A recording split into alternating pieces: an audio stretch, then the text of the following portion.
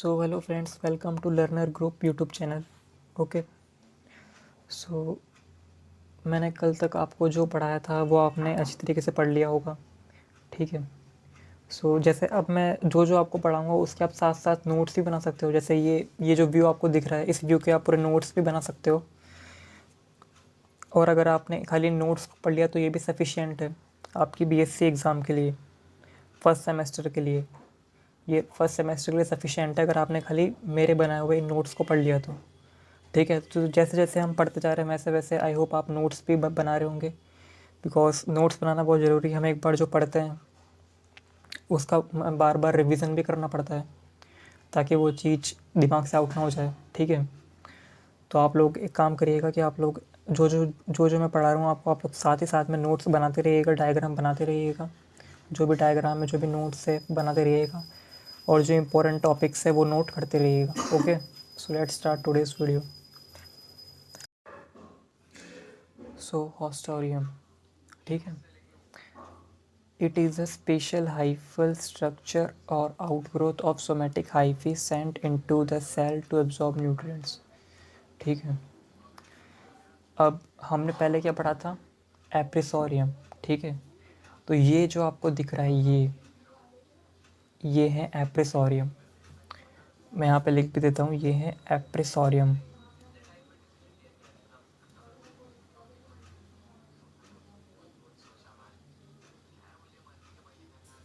ठीक है। ये है एप्रिसोरियम और फिर ये आगे किसी फंगी से कनेक्ट होगा। जैसे कि मैं बना देता हूँ यहाँ पे, ये है एक स्पोर। ठीक है। It is fungal spore. ठीक है। सो ये है फंगी। ठीक है। ये फंगी का है एप्रेसोरियम पार्ट, एप्रेसोरियम वाला पार्ट। ठीक है। ये यहाँ से यहाँ तक एप्रेसोरियम वाला पार्ट है। ठीक है। अब जब एप्रेसोरियम में से कुछ हाइफी निकलते हैं जो कि होस्ट सेल वॉल के अंदर एंटर कर जाते हैं और फिर होस्ट के न्यूट्रिएंट्स, मिनरल्स को एब्जॉर्ब करते हैं ताकि इन फंगी को न्यूट्रिशन मिल सके। वो होस्ट के में जो भी न्यूट्रिएंट मटेरियल होता है, मिनरल्स होते हैं, उनको एब्जॉर्ब करते हैं ताकि फंगी को न्यूट्रिएंट्स मिल सके होस्ट के द्वारा। ठीक है। सो जो ये हाइफी निकलती है एप्रिसोरियम में से, जो होस्ट के अंदर एंटर करती है, उसी हाइफी को हम कहते हैं हॉस्टोरियम। ठीक है। जैसे ये है फंगी का स्पोर है फंगी का। फिर फंगी बनाती है जर्मिनेशन ट्यूब। ये जो दिख रही है ये जर्मिनेशन ट्यूब है। फिर ये बनाती है एप्रिसोरियम। हमने लास्ट लेक्चर में भी पढ़ा था एप्रिसोरियम के बारे में। अगर आपने नहीं देखा तो आप देख सकते हो, तो आपको क्लैरिटी हो जाएगी कि एप्रिसोरियम होता क्या है। ठीक है। बस वही था कि लास्ट लेक्चर में हमने यहाँ तक पढ़ा था एप्रिसोरियम क्या होता है। अब हम एप्रिसोरियम के आगे पढ़ रहे हैं कि इसके आगे क्या होता है।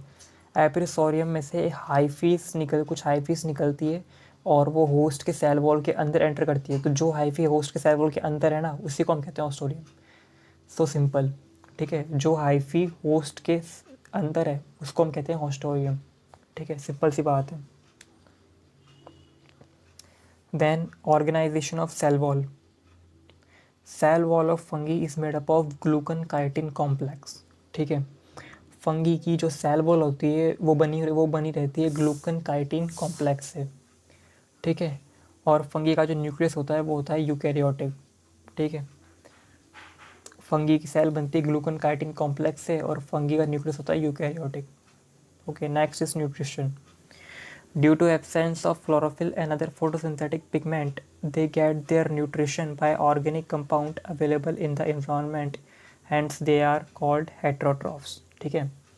फंगीज मेनली हेटरोट्रॉफिक होती है। ठीक है। ये अपना खाना खुद प्रिपेयर नहीं करती ऑटोट्रॉफिक की तरह। फंगीज आर हेटरोट्रॉफिक्स, यानी दूसरे पर डिपेंड होती है, किसी भी होस्ट पर, किसी भी एनिमल पर, प्लांट पर, ह्यूमन पर डिपेंड होती है अपने फूड के लिए, अपने न्यूट्रिशन के लिए। So fungis are heterotrophic. Fungi are classified into 3 group on the basis of source of nutrition of fungus. ठीक है।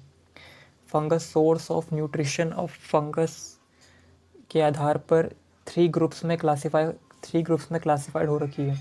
ठीक है। First is parasite, they feed on living host as parasite, they live in human और on other organism and get their nutrition from the host. Parasites mainly क्या होते हैं, ठीक है, पैरासाइट्स वो होते हैं जो किसी होस्ट बॉडी के अंदर एंटर करके न्यूट्रिशन लेते हैं, उनको हम कहते हैं पैरासाइट, ठीक है, उनको हम कहते हैं पैरासाइट। जो फंगी किसी होस्ट के अंदर एंटर करके किसी कोई भी ह्यूमन और क्या कोई भी अदर ऑर्गेनिज्म के बॉडी के अंदर एंटर करके अपना न्यूट्रिशन लेती है, उसे हम कहते हैं पैरासाइट्स, ठीक है। सो पैरासाइट जो होते हैं वो 2 टाइप्स के होते हैं पैरासाइट भी, ऑब्लिगेट पैरासाइट और facultative parasite. Obligate parasite, a special living host is required and their life cycle cannot be completed without the required host। Obligate parasite मतलब जिनको एक स्पेशल लिविंग होस्ट रिक्वायर्ड होता है, यानी कि ये किसी एक होस्ट में ही रह सकते हैं, इनका एक स्पेशल होस्ट होता है जो किसी एनिमल, जैसे एनिमल में कोई एक स्पेशल एनिमल, ठीक है, या तो ह्यूमंस या प्लांट में कोई एक स्पेशल प्लांट, ठीक है, ऐसा इनका होस्ट स्पेशल लिविंग होस्ट होता है। Special living host is required, इनको रिक्वायर्ड होता है और उनकी लाइफ साइकिल उस स्पेशल होस्ट के बिना कंप्लीट नहीं हो सकती, यानी वो उनको रिक्वायर्ड होता है वो स्पेशल होस्ट। इनको हम कहते हैं ऑब्लिगेट पैरासाइट। और facultative parasite, in the absence of required living host they get their nutrition from dead organic material. Facultative parasite जो इनको रिक्वायर्ड लिविंग होस्ट होता है, अगर वो एब्सेंस होता है तो उसके बदले वो डेड ऑर्गेनिक मटेरियल से भी अपना न्यूट्रिशन ले सकते हैं, ठीक है। इनमें रिक्वायर्ड लिविंग होस्ट मिलना मैंडेटरी नहीं है, बट ऑब्लिगेट पैरासाइट में रिक्वायर्ड लिविंग होस्ट मिलना मैंडेटरी है, यानी ज़रूरी है, ठीक है। इनमें ज़रूरी नहीं है, क्योंकि अगर इनको रिक्वायर्ड लिविंग होस्ट ना भी मिले तो भी ये डेड ऑर्गेनिक मटेरियल से न्यूट्रिशन ले सकते हैं, ठीक है। सो ये डिफरेंस है। अब लाइकेंस आपको पता ही होगा, सिंपल सी चीज़ है, एल्गी प्लस फंगी। एल्गी और फंगी सिम्बायोटिक रिलेशनशिप में एक साथ रहते हैं, उनको हम कहते हैं लाइकेंस, ठीक है। वो ये इंपॉर्टेंट टर्म है, आपके एग्ज़ाम में पूछा जा सकता है कि लाइकेंस क्या होते हैं, so you have to remember this. And plant root plus fungi, fungi जो प्लांट रूट में के अंदर रहती है उसको हम कहते हैं माइकोरिज़ा, जो फंगी प्लांट रूट के अंदर रहती है, ओके, ठीक है। माइकोरिज़ा ये इंपॉर्टेंट टर्म है, याद रखने वाली है, ठीक है, तो इसको याद रखना। Classification of fungus according to Alexopoulos, ठीक है, ये भी बहुत इंपॉर्टेंट टर्म है, आपके एग्जाम में पूछी जा सकती है, ठीक है। Classification of fungus according to Alexopoulos.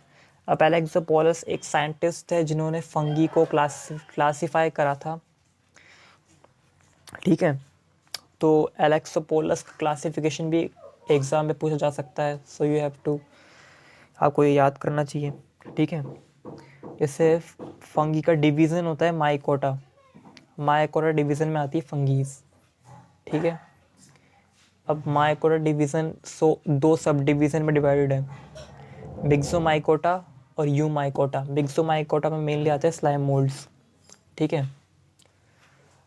अब मिक्सोमाइकोटा की क्लास होती है मिक्सोमाइसिटीज़, ठीक है, और यूमाइकोटा 2 क्लास में डिवाइडेड है, लोअर फंगी और हायर फंगी, ठीक है।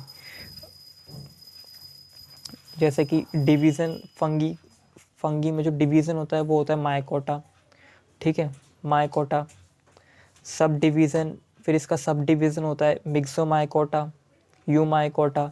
मिक्सोमाइकोटा में मेनली स्लाइम मोल्ड्स आते हैं, फिर इसकी क्लास है मिक्सोमाइसिटीज़, यूमाइकोटा, इसमें इसकी क्लास है लोअर फंगी और हायर फंगी।